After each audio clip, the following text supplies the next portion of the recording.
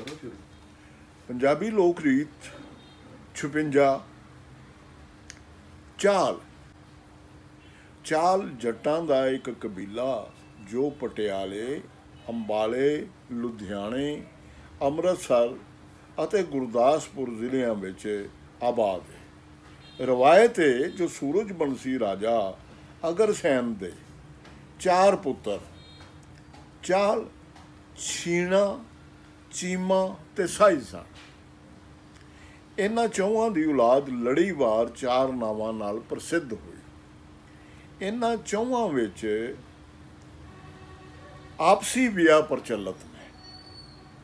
चालां दा मूल टिकाणा मालवा सी, जिथों ये सारे पंजाब विच फैल गए। रवायतां ने जो इन्हां दा मुढ़ला या मूल स्थान जोगा रला है, उनका नाम जोगा रला है।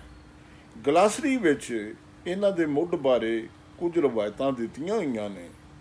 एक रवायत है जो इन्हां दा वडका राजा रिखी जिहड़ा पनवार राजपूत सी, दखण वल्लों कहलूर आके वसिया।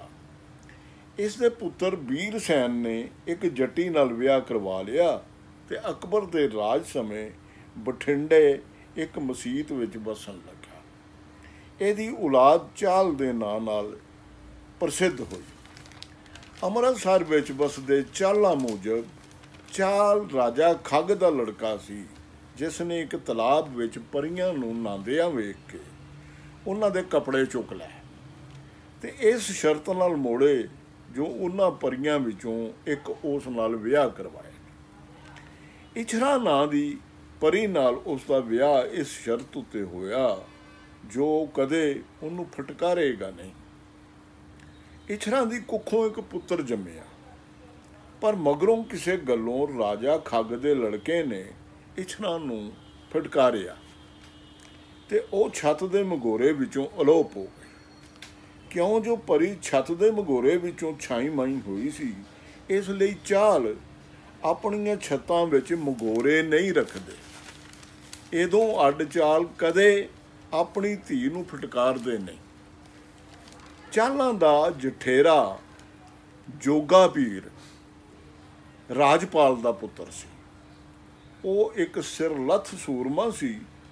मुगलों नाल होए एक युद्ध विच ਉਹ मारिया गया, पर सिरलथ जान मगरों भी ਉਹ मुगलों दे औ लांदा रहा। उस दे सन्मान विच अस्सू दे चौथे नराते पिंड जोगा पीर विच एक मेला लगता है। गलासरी मुताबक जींद विच रहिंदे चाल खेड़ा भूमियां दी पूजा करते हैं।